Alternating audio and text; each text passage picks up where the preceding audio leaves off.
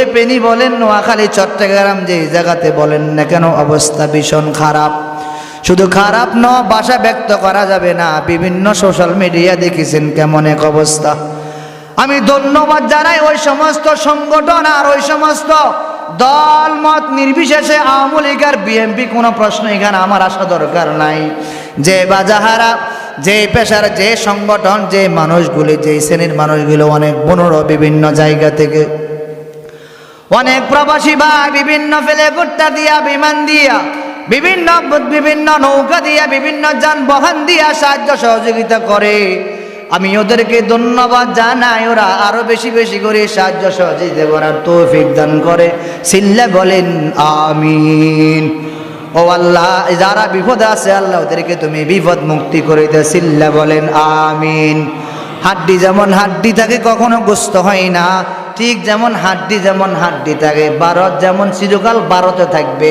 এরা কোনোদিন কোনো মানুষের, কোনো মুসলমানের বন্ধু হতে পারে না, কারণ হাড্ডি কখনো কোনোদিন গোস্ত হয় না। ঠিক তেমনি ভারত কখনো কোনো প্রকৃত মুসলমানের বন্ধুও হতে পারে না। আপনারা দেখেছেন বিভিন্ন সোশ্যাল মিডিয়া, আমিও মাঝে মাঝে দেখি, চোখের পানি ধরে রাখার পরিবেশ নাই। ওই আয়নাঘরের কথা যখন মনে পড়ে, দুনিয়ার এমন কোন জানোয়ার আল্লাহ তৈরি করছে রে, মানুষকে এত মানুষ এভাবে কষ্ট দেয়, কখনো কোনো জানোয়ার মনে হয় তৈরি হয় নাই। যদি কোনো জানোয়ারকে সাজা দেয়, এমন সাজা দিতে পারে না। আমি মনে করি আজ যারা মুসলমানকে বারবার আঘাত করে, কষ্ট দেয়, চোখের পানি পালায়, ওই ছোট ছোট বাচ্চাদের আর তোনার দিকে যাদের অন্তর গলে না, মন যাদের গলিত হয় না, নোয়াখালী, ফেনীতে, কুমিল্লা, ছাগলনাইয়া, অন্য জায়গায় পানিতে মানুষগুলি হাবু ডাবু খায়। আমি তো ভালো, এরে আব্বা জান, এ রাত্রি তো অনেক মানুষ, আমরা ঘুমাইলাম, খাওয়া খাইলাম, সকালবেলা খানা খাইলাম, আব্বার সামনে দেখা হলো, মায়ের সামনে কথা হলো, স্ত্রীর সাথে দেখা হলো, চলাফেরা করতে পারলাম, কথা বলতে পারলাম। বলেন তো, আমার ওই পার্শ্ববর্তী বোন, আমার ওই পার্শ্ববর্তী বাবা, ও আমার ওই পার্শ্ববর্তী আব্বা জানের কি অবস্থা? আপনার ভিতরে কি কোনো চিন্তা চেতনা আছে? আপনি একটু চিন্তা করে দেখেন তো, এমন যদি অবস্থা আমার আপনার হয়, তখন আমার আপনার কি অবস্থাটা হবে? হঠাৎ করে ওই মাঠে দুইটা গরু একসাথে খানা খায়, দুইটা গরু খানার মধ্যে লিপ্ত। হঠাৎ করে একটা গরু চলে গেল, চলে যাওয়ার পর দ্বিতীয় গরু চিন্তা করে, ওই গরুটা যাওয়ার পর এখন দ্বিতীয় সিরিয়ালটা কিন্তু আমার শুরু হবে।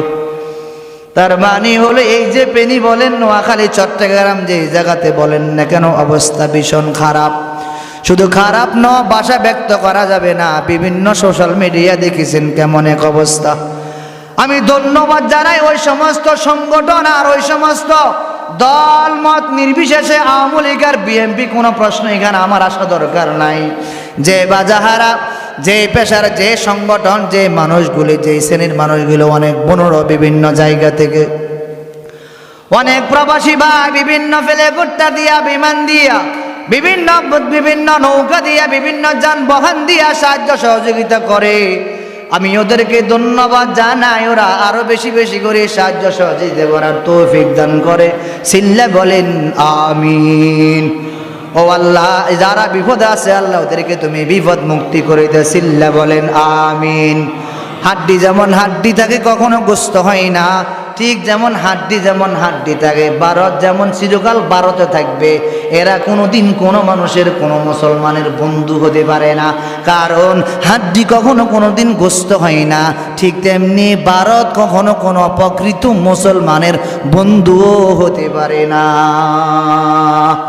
আপনারা দেখেছেন বিভিন্ন সোশ্যাল মিডিয়া, আমিও মাঝে মাঝে দেখি, চোখের পানি ধরে রাখার পরিবেশ নাই। ওই আয়নাঘরের কথা যখন মনে পড়ে, দুনিয়ার এমন কোন জানোয়ার আল্লাহ তৈরি করছে রে, মানুষকে এত মানুষ এভাবে কষ্ট দেয়, কখনো কোনো জানোয়ার মনে হয় তৈরি হয় নাই। যদি কোনো জানোয়ারকে সাজা দেয়, এমন সাজা দিতে পারে না। আমি মনে করি আজ যারা মুসলমানকে বারবার আঘাত করে, কষ্ট দেয়, চোখের পানি পালায়, ওই ছোট ছোট বাচ্চাদের আর তোনার দিকে যাদের অন্তর গলে না, মন যাদের গলিত হয় না,